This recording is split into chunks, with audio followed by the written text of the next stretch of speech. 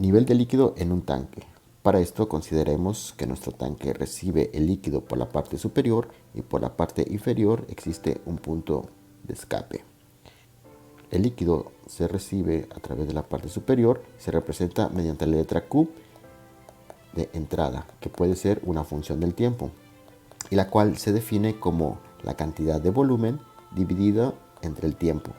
Por lo tanto, puede tener unidades de metros cúbicos sobre segundo o litros sobre segundo. Particularmente nos interesa conocer una expresión que contenga a la variable h, que representa la altura medida desde el fondo del recipiente hasta el nivel de líquido, que sea función del tiempo.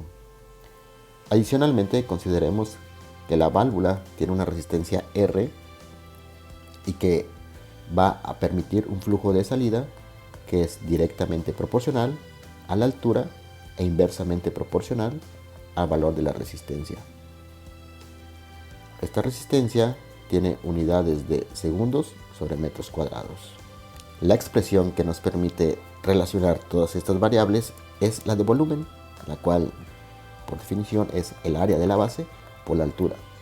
Además, consideraremos que el área de nuestro contenedor es constante a lo largo de toda la altura.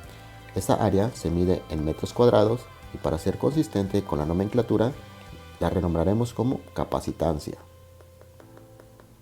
Entonces, de nuestra definición básica de volumen podemos encontrar una función que represente la variación de la altura con respecto al tiempo, es decir, aplicando la derivada a toda la función. Al derivar respecto al tiempo, tenemos la derivada del volumen respecto al tiempo igual a la derivada de A por H.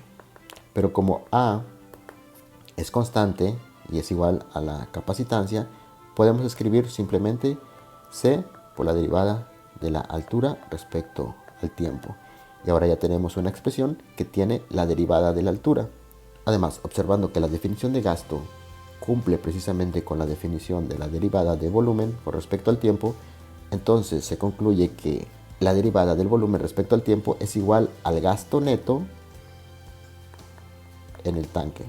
Además, observando que la definición de la derivada del volumen respecto al tiempo corresponde con la definición de gasto, podemos concluir que la derivada del volumen respecto al tiempo es igual al gasto neto en el tanque, donde además el gasto neto lo podemos cuantificar como la cantidad que entra, la cantidad de gasto de entrada, menos la cantidad de salida. Y finalmente, la cantidad de salida, como habíamos dicho que es proporcional a la altura e inversamente proporcional a la resistencia, podemos expresarla como que es igual a la altura entre la resistencia. Combinando estas dos ecuaciones nos queda que la capacitancia C por la derivada de la altura, que es nuestra función de interés respecto al tiempo, es igual a la función de entrada menos el gasto de salida, que se representa como H respecto a R. Y ahora tenemos finalmente la expresión que nos permite relacionar cómo varía la altura respecto al tiempo cuando se conoce la entrada y los valores de resistencia y área. A continuación, desarrollaremos un método para encontrar la solución. Resolver esto implica conocer el valor de H con respecto al tiempo, es decir, una función que nos describa la dinámica del sistema.